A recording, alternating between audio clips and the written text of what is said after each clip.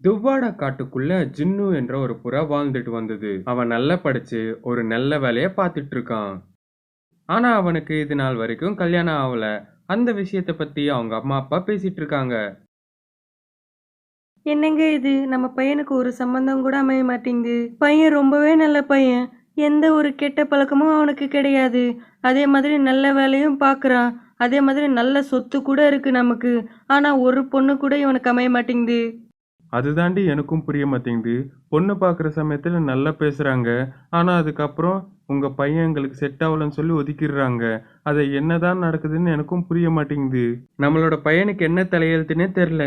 சரி, என்னோட தூரத்து சொந்தக்காரன் பக்கத்து காட்டுக்குள்ள நல்ல கல்யாண சம்பந்தம் இருக்குன்னு கொண்டு வரேன்னு சொல்லியிருக்கான். அவன் வருவான் மத்தியானம். அதுக்குள்ள நீ சாப்பாடு வேலையெல்லாம் பார்த்துக்கோ, சரியா? இந்த மாதிரி அந்த புறா சொன்ன பிறகு கொஞ்ச நேரம் கழிச்சு அந்த குல்லு கழுகு அங்க வந்திருந்தது.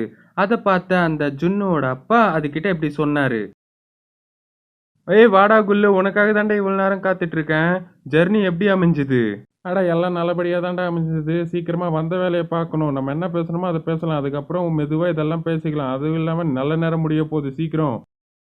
இப்படி சொல்லி அந்த கழுகு தன் கொண்டு வந்த எல்லா ஃபோட்டோகளையும் அதே மாதிரி அவங்கள பத்தி டீட்டெயிலாக ஒரு ஒரு ஃபோட்டோ காமிச்சு அவங்க கிட்ட இந்த மாதிரி சொல்லிட்டு இருக்காரு குல்லு கழுகு.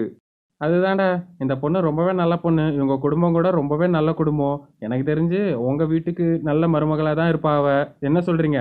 அப்படி சொன்ன உடனே ஜுன்னு அம்மா அப்பா எல்லாம் ரொம்பவே சந்தோஷப்பட்டு இந்த மாதிரி சொன்னாங்க. ஒரு நல்ல நாள் பார்த்து அவங்க கல்யாண பொண்ணை பார்க்கறதுக்கு வரேன்னு சொல்லியிருப்பாங்க.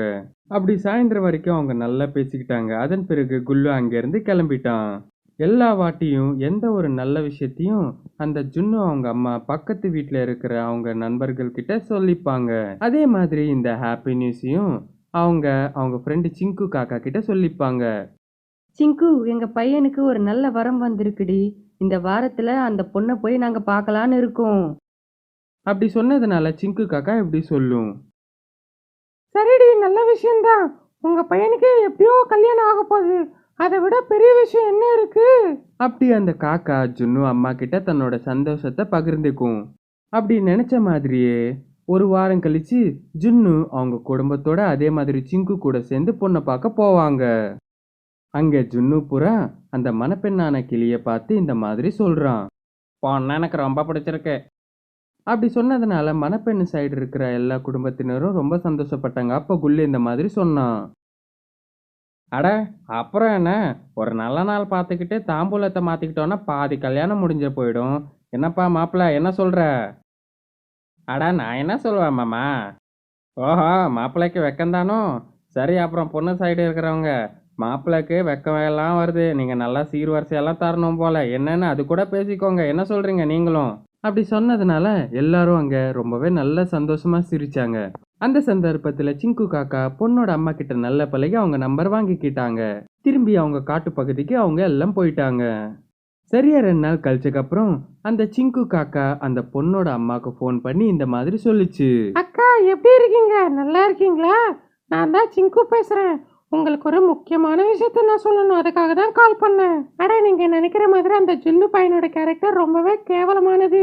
அவன் சிகரெட் குடிப்பான், தண்ணி அடிப்பான், இஷ்டத்துக்கு சுத்துவான். அந்த காரணத்தினால தான் அவனுக்கு இன்னும் கல்யாணமே ஆகல. அட, நீங்களும் இந்த விஷயத்த பத்தி யோசிங்க. நான் சொன்னேன்னு இல்லாம வெளியில நீங்க விசாரிச்ச மாதிரி நீங்க காட்டிக்கோங்க, சரியா? அப்படி இல்லாததெல்லாம் சொல்லி போனை வச்சிரும். இந்த மாதிரி ரொம்ப காலமா அந்த ஜுன்னு புறா கூடவே இருந்த அந்த சிங்கு காக்கா ஜுன்னு புறாக்கு வர எல்லா கல்யாண வரங்களையும் இல்லாத பொல்லாத பொய்யெல்லாம் சொல்லி கெடுத்து விடுது. அப்போ வரைக்கும் அந்த சிங்கு காக்கா போன்ல பேசிட்டு இருந்த எல்லாத்தையும் கேட்டு அவங்க புருஷன் சிங்கு கிட்ட இப்படி கேக்குறான். ஏன்டா சிங்கு, ஏன் இந்த மாதிரி பண்ற? அந்த பையன் என்ன உனக்கு அநியாயம் பண்ணிட்டான்னு? சின்ன வயசுலேருந்து அந்த பையன் உன்னை ஆண்டி ஆண்டின்னு சுற்றி வந்து உன் வீட்டில் ஒரு பையன் மாதிரி தானே வாழ்ந்தான். அந்த மாதிரி அவனுக்கு ஏன் கல்யாணம் ஆகாமல் தடுக்கிற நீ சொல்லு? அட, என்னங்க நீங்க அதுக்குள்ளேயே எல்லாத்தையும் மறந்துட்டீங்களா? அந்த சின்னவ நம்ம பொண்ணு சின்ன வயசுல இருந்து விரும்பினா, அதனால அவனை கல்யாணம் பண்ணிக்கோன்னு கேட்டோம். அவன் சம்மதிக்கல. அதனால நம்ம பொண்ணுக்கு வேற ஒரு கல்யாண இடத்துல பண்ண வேண்டியதா போச்சு. அதனால தானே நம்மளோட பொண்ணுக்கு சரியான அத்தை அமையாம நம்ம பொண்ணு எத்தனை வருஷமா டார்ச்சர் அனுபவிச்சா. என் பொண்ணு அவ்வளவு கஷ்டப்படுறதுக்கு காரணம் அவன். அதனால தான் அவனுக்கு வாழ்க்கையிலேயே கல்யாணம் ஆகக்கூடாது. ஏன்டி நம்ம பொண்ணோட வீட்டில் அவங்க அத்தை இறந்தக்கப்புறம் ரொம்ப சந்தோஷமா தாண்டி வாழ்றா. அவங்க நாத்தனாருக்கும் ஒரு தாயா இருக்கிறா. கூடிய சீக்கிரத்தில் அந்த பொண்ணுக்கும் கல்யாணம் பண்ண போறாங்க. இந்த மாதிரி சந்தோஷமா நடக்கிற விஷயத்துல எப்போ நடந்த இந்த கெட்ட விஷயத்தை இன்னும் மனசுல ஞாபகம் வச்சுக்கிட்டு அந்த பையனோட வாழ்க்கை கெடுக்கிறது ரொம்பவே தப்பு. அதே மாதிரி அவங்க கூட இருந்து ரொம்ப நல்ல மாதிரி சிரிச்சு பழகி இந்த மாதிரி பண்ற வேலையெல்லாம் ரொம்பவே தப்புடி, புரிஞ்சுக்கோ. அட எனக்கு என்ன பண்ணணும்னு நல்லாவே தெரியும், நடுவில் நீங்கள் வராதீங்க. இந்த மாதிரி புருஷன் சொன்ன அட்வைஸை கேட்காம தட்டி விட்டா. அதே மாதிரி அவங்களோட புருஷன் இது சும்மா விடாம அவங்க பொண்ணுகிட்ட போய் நடந்த விஷயத்தை எல்லாத்தையும் விவரமா சொன்னாரு. அப்ப சிங்குவோட பொண்ணு ஜுன்னு பேரண்ட்ஸ் கிட்ட இந்த மாதிரி சொல்லலாம். ஆண்டி, எங்கள் நாத்தனார் பொண்ணு ரொம்பவே நல்ல பொண்ணு ஆண்டி. அதே மாதிரி உங்கள் பையனும் ரொம்பவே நல்ல பையன். ஒருவேளை 2 பேருக்கும் கல்யாணம் நடக்கணும், அந்த காரணத்தினால்தான் உங்கள் பையனுக்கு இன்னும் கல்யாணம் ஆகலைன்னு நினைக்கிறேன். சரிங்க ஆண்டி, எங்கள் வீட்டு பொண்ணை உங்கள் வீட்டு மருமகளாக ஏற்றிப்பீங்களா? இந்த மாதிரி சிவி கூட ஜுன்னுக்கு கல்யாண ஏற்பாட்டை பத்தி பேசிட்டு வரும் சிங்குவோட பொண்ணு. இதை தெரிஞ்சுக்கிட்ட சிங்கு காக்கா ரொம்பவே கோவத்துல அவங்க பொண்ணு மேல கத்துவாங்க. அதுக்கு அவங்க பொண்ணு இந்த மாதிரி சொல்லும். இதோ பாரும்மா, நான் ஜுன்னுவை காதலிச்சேன், ஆனால் அவன் என்னை ஏற்றுக்கல. அதனால என்னோட வாழ்க்கை அதோட நின்று போகலைல்ல. நான் இன்னொருத்தரை கல்யாணம் பண்ணிக்கிட்டேன். ஆனால் எனக்கு கிடைச்ச அத்தை ரொம்ப நல்லவங்க கிடையாது. அவங்க என்ன டார்ச்சர் பண்ணாங்க. ஆனால் அப்போ அவங்க இறந்துட்டாங்க. நான் ரொம்ப நல்லாவே இருக்கேன். அதனால் இதை மனசில் வச்சுக்கிட்டு ஜுன்னுக்கு அநியாயம் பண்ணுறது ரொம்ப தப்பு. இன்னொரு வாட்டி ஜுன்னு வழியில் வராதீங்க. அதனால தான் இந்த மாதிரி பண்ணேன். நான் புரிஞ்சுதா? இந்த மாதிரி அவங்க அம்மாவுக்கு புரிய வச்சுது. அதன் பிறகு ஜுன்னு புறாவோட கல்யாணம் சிவி கீழி கூட ரொம்பவே சந்தோஷமா நடந்தது.